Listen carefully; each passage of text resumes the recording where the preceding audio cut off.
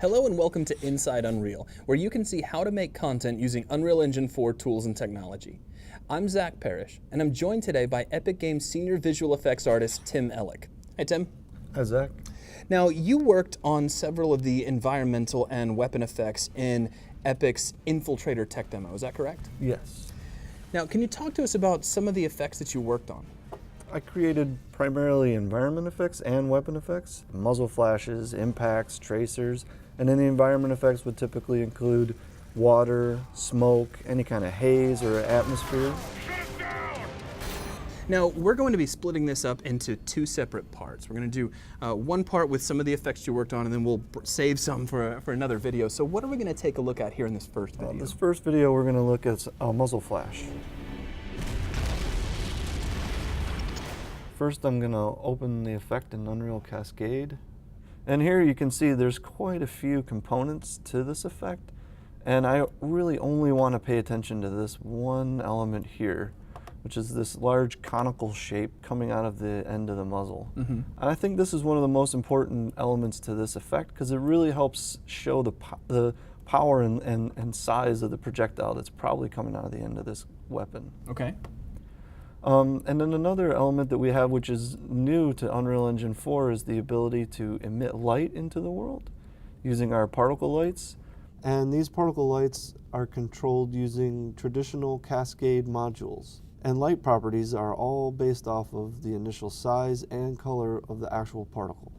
Very nice. Now, are there any other elements to this muzzle flare that really start to make it pop, that really kind of bring it to life? Sure. Another thing that I really think is important to this effect is the distortion that we're using in the world. This is using the refraction in our material, which is a new feature in Unreal Engine 4. We had distortion in Unreal 3, but in Unreal 4 we have refraction now. And I really feel like this helps connect the effect to the world and just sort of pushes the pixels around and really gives you the sense that it's part of the environment. And so here, if I just re-enable all the different elements, you can see the muzzle flash has some venting coming out of the sides, and there's several different components that really help show you that this is also an automatic weapon. Yeah, that just looks like it should be loud and powerful and should be able to stop a raging elephant. Now, I also noticed that we've got some shell casings flying out of the side of the gun. Yes, the shell casings are, again, they're being emitted through the effect, which is great because now I can control those all in one location. So you're saying that the muzzle flash and the shell casing coming out are all part of the exact same effect? Yes, the shell casings are in local space, so they inherit the transforms of the weapon, and then I just offset their position so that they eject from the right location on the side of the gun.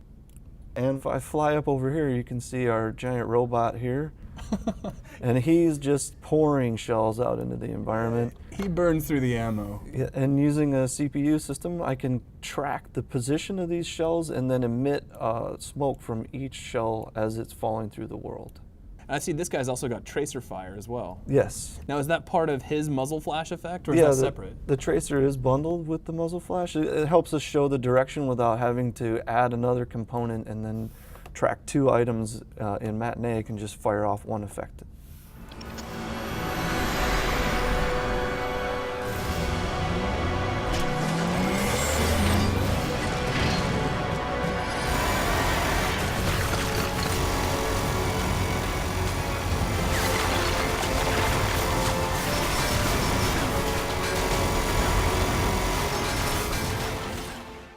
Okay, so these are some of the impact effects that were seen at the very tail end of Infiltrator when the flying robot is shooting at the ground?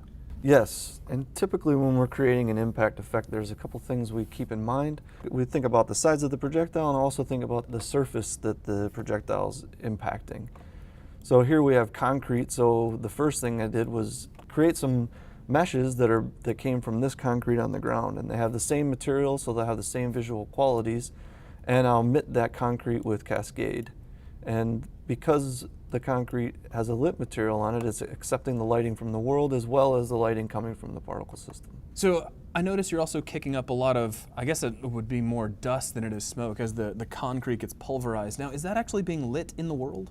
Yes, all the dust is being lit by the lights in the world. And so you can see here I added a purple light to the side of this effect so that you could get the effect of the lighting on the smoke, the dust. You know, it's funny, you had to move the camera over before I noticed. It looks like there's also a lot of like gravel being kicked up. Yeah, all these little tiny chunks are translucent particles using a translucent material. So they'll get illuminated and lit just like the meshes do, and they'll actually collide and bounce along the ground based on the surface normal and the depth buffer. So those are just little sprites. Those aren't really tiny meshes? Yes, they're just all small sprites along with the sparks, and they're all using our GPU particle system as well as the new depth buffer collision. In the Vista shots of Infiltrator, you'll notice there's a lot of traffic and robots moving around.